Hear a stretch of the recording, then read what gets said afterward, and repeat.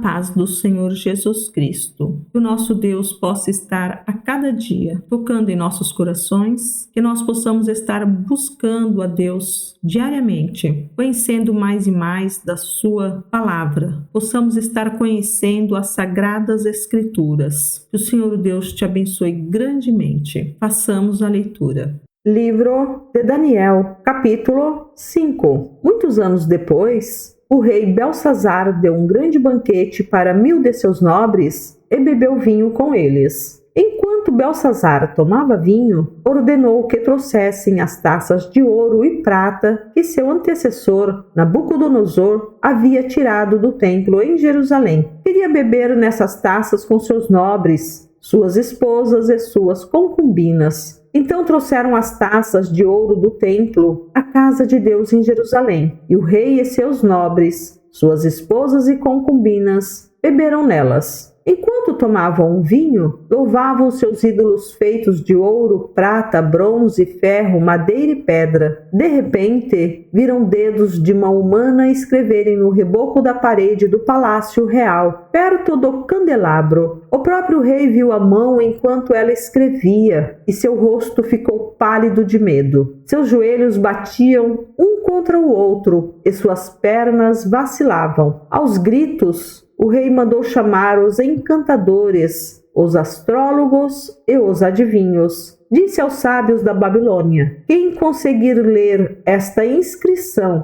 e me disser o que ela significa, será vestido com um manto vermelho e, em seu pescoço, será colocada uma corrente de ouro. Ele se tornará o terceiro em importância em meu reino. Quando todos os sábios do reino chegaram, nenhum deles foi capaz de ler a inscrição, nem de dizer o que ela significava. O rei ficou muito assustado, e seu rosto ainda mais pálido. Seus nobres também ficaram abalados. A rainha-mãe soube do que estava acontecendo ao rei e seus nobres, e foi depressa à sala de banquetes. Disse ela a Belsazar: que o rei viva para sempre. Não fique tão pálido e assustado. Há em seu reino um homem que tem nele o espírito dos santos deuses. Durante o reinado de Nabucodonosor, esse homem demonstrou percepção, entendimento e sabedoria como a dos deuses. Seu antecessor, o rei Nabucodonosor, o nomeou chefe de todos os magos, encantadores, astrólogos e adivinhos da Babilônia. Esse homem, Daniel, a quem o rei deu o nome de Beltesazar, tem inteligência extraordinária e é cheio de conhecimento e entendimento. É capaz de interpretar sonhos, explicar enigmas e resolver problemas difíceis. Mande chamar Daniel, e ele lhe dirá o que significa a inscrição. Daniel foi levado à presença do rei, que lhe perguntou: você é Daniel, um dos exilados trazidos de Judá por o meu antecessor, o rei Nabucodonosor? Soube que o espírito dos deuses está em você, e que é cheio de percepção, entendimento e sabedoria. Meus sábios e encantadores tentaram ler as palavras na parede e me dizer o que significam, mas não conseguiram. Soube que você é capaz de interpretar e resolver problemas difíceis. Se conseguir ler as palavras e disser o que significam, será vestido com um manto vermelho, e em seu pescoço será colocada uma corrente de ouro. Você se tornará o terceiro em importância em meu reino. Daniel respondeu ao rei: guarde seus presentes ou entregue-os a outra pessoa, mas eu lhe direi o que significa a inscrição. Ó rei, o Deus Altíssimo deu soberania, majestade, glória e honra a seu antecessor, Nabucodonosor. Ele o engrandeceu de tal modo que povos de todas as raças, nações e línguas estremeciam de medo diante dele. Matava quem ele queria matar e poupava quem ele queria poupar. Honrava quem ele queria honrar e humilhava quem ele queria humilhar. Quando, porém, seu coração e sua mente se encheram de arrogância, ele foi tirado de seu trono e despojado de sua glória. Foi expulso do convívio humano. Sua mente se tornou como a de um animal, e ele viveu entre os jumentos selvagens. Passou a comer capim, como os bois, e foi molhado pelo orvalho do céu, até entender que o Deus Altíssimo domina sobre todos os reinos do mundo e nomeia quem ele quer para governar sobre eles. Ó Belsazar, o Senhor é sucessor dele e sabia de tudo isso, mas mesmo assim não se humilhou. Desafiou o Senhor dos céus e mandou trazer essas taças do templo. O rei, seus nobres, suas esposas e suas concubinas beberam vinho dessas taças, enquanto louvavam deuses de prata, ouro, bronze, ferro, madeira e pedra. Deuses que não veem, não ouvem, nem sabem coisa alguma. Mas o rei não honrou ao Deus que lhe dá fôlego de vida e controla seu destino. Por isso Deus enviou a mão que escreveu a mensagem. Esta é a mensagem que foi escrita: Mene, Mene, Tekel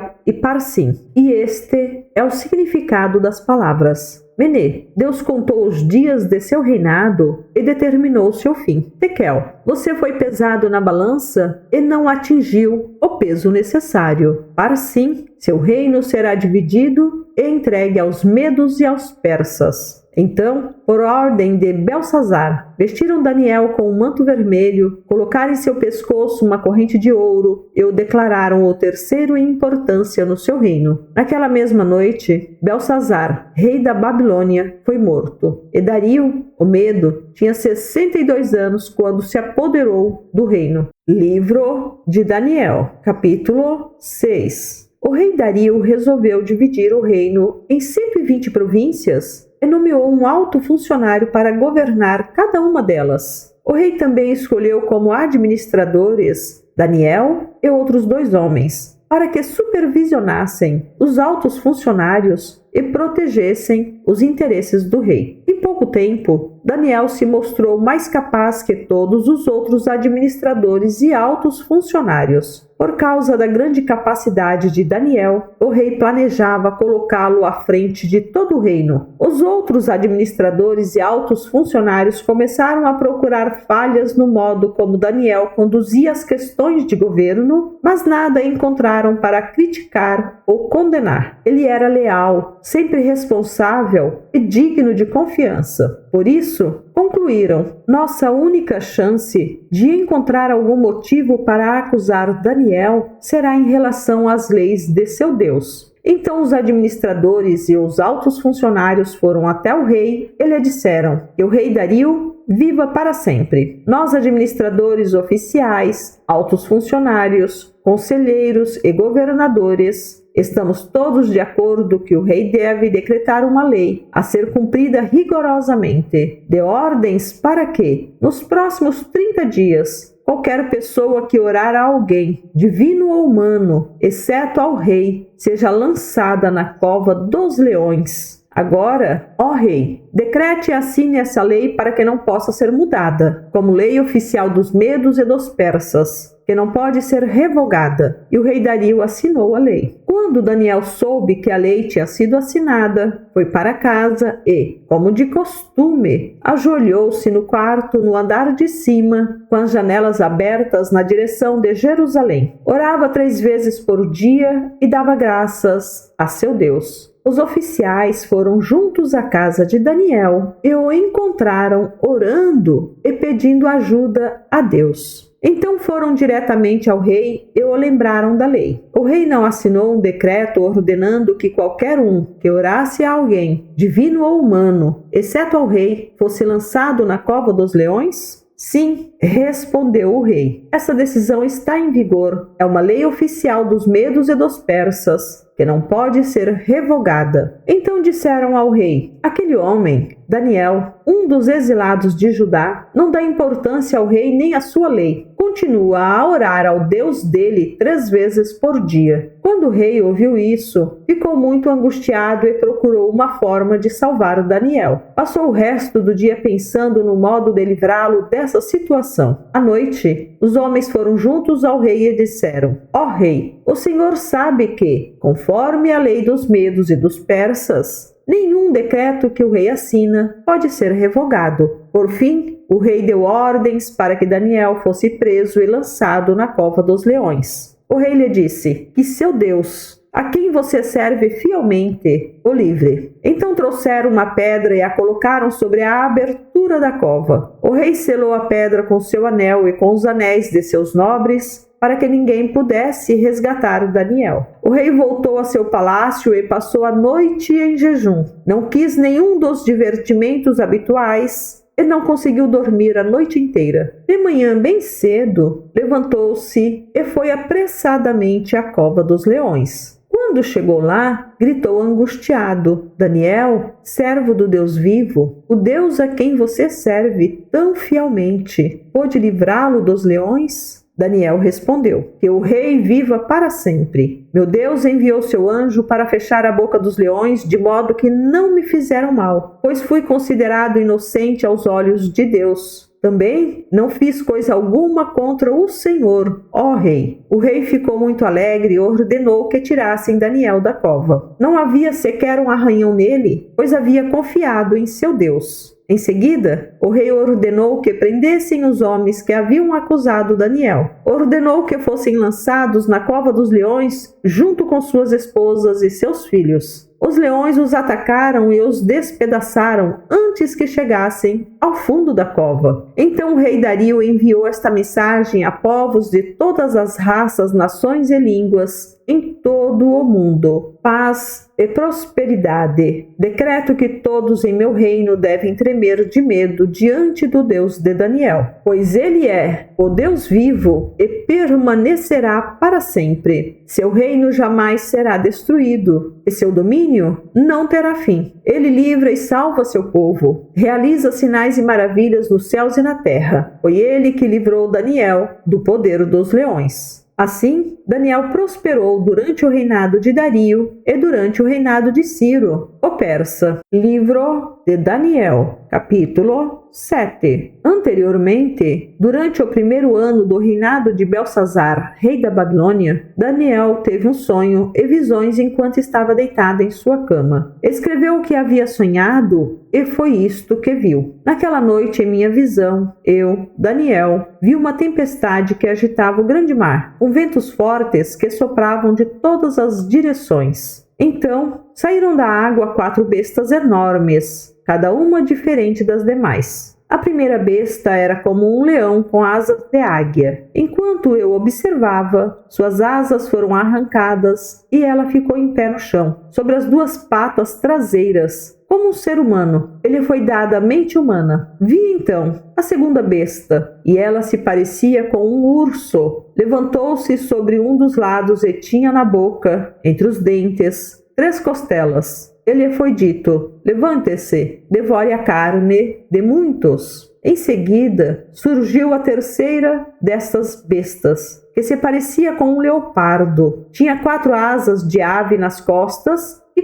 4 cabeças. Ele foi dada grande autoridade. Então, em minha visão naquela noite, vi uma 4ª besta, terrível, assustadora e muito forte. Devorava e despedaçava suas vítimas com grandes dentes de ferro e esmagava os restos debaixo de seus pés. Era diferente das outras 3 e tinha 10 chifres. Enquanto eu olhava para os chifres, de repente, apareceu no meio deles outro chifre pequeno, 3. Os chifres maiores foram arrancados pela raiz para dar lugar a ele. Esse chifre pequeno tinha olhos como de homem e uma boca que falava com arrogância. Enquanto eu observava, foram colocados alguns tronos e o ancião se sentou para julgar. Suas roupas eram brancas como a neve e seu cabelo como a mais pura lã. Sentava-se num trono de fogo com rodas de chamas ardentes e um rio de fogo brotava de sua presença. Milhões de anjos o serviam. Muitos milhões estavam diante dele. O tribunal iniciou o julgamento e os livros foram abertos. Continuei a observar, pois podia ouvir as palavras arrogantes do pequeno chifre. Fiquei olhando até que a 4ª besta foi morta e seu corpo destruído e lançado ao fogo. Então foi tirada a autoridade das outras 3 bestas mas elas tiveram permissão de viver por mais algum tempo. Depois, em minha visão naquela noite, vi alguém semelhante a um filho de homem vindo com as nuvens do céu. Ele se aproximou do ancião e foi conduzido à sua presença. Recebeu autoridade, honra e soberania para que povos de todas as raças, nações e línguas lhe obedecessem. Seu domínio é eterno, não terá fim. Seu reino jamais será destruído. Eu, Daniel, fiquei perturbado com tudo o que tinha visto, e minhas visões me aterrorizaram. Por isso, aproximei-me de um dos que estavam em pé junto ao trono e perguntei o que tudo aquilo significava. Ele explicou: essas 4 grandes bestas representam 4 reinos que surgirão da terra. No final, porém, o reino será entregue ao povo santo do Altíssimo, e eles dominarão para todo sempre. Então eu quis saber o verdadeiro significado da 4ª besta, tão diferente das demais e tão aterrorizante. Ele havia devorado e despedaçado suas vítimas com dentes de ferro e garras de bronze e esmagado os restos com os pés. Também quis saber sobre os 10 chifres em sua cabeça e o pequeno chifre que surgiu depois e derrubou 3 dos outros chifres. Esse chifre parecia mais forte que os demais e tinha olhos humanos e uma boca que falava com arrogância. Enquanto eu observava, esse chifre guerreava contra o povo santo de Deus e o derrotava, até que o ancião, o Altíssimo, veio e pronunciou a sentença em favor de seu povo santo. Então chegou o tempo de o povo santo tomar posse do reino. Depois ele me disse: a 4ª besta é o 4º reino que dominará a terra, e será diferente de todos os outros. Devorará o mundo inteiro, pisoteará e esmagará tudo que estiver em seu caminho. Seus 10 chifres são 10 reis que governarão esse império. Então surgirá outro rei, diferente dos 10, que subjugará 3 reis. Ele desafiará o Altíssimo e oprimirá o povo santo do Altíssimo. Tentará mudar suas festas sagradas e suas leis, e eles serão colocados sob o controle dele por um tempo, tempos e meio tempo. Contudo, o tribunal o julgará, e todo o seu poder será tirado e completamente destruído. Então serão dados ao povo santo do Altíssimo a soberania, o poder e a grandeza de todos os reinos debaixo dos céus. O reino do Altíssimo permanecerá para sempre, e todos os governantes o servirão e lhe obedecerão. Assim terminou a visão.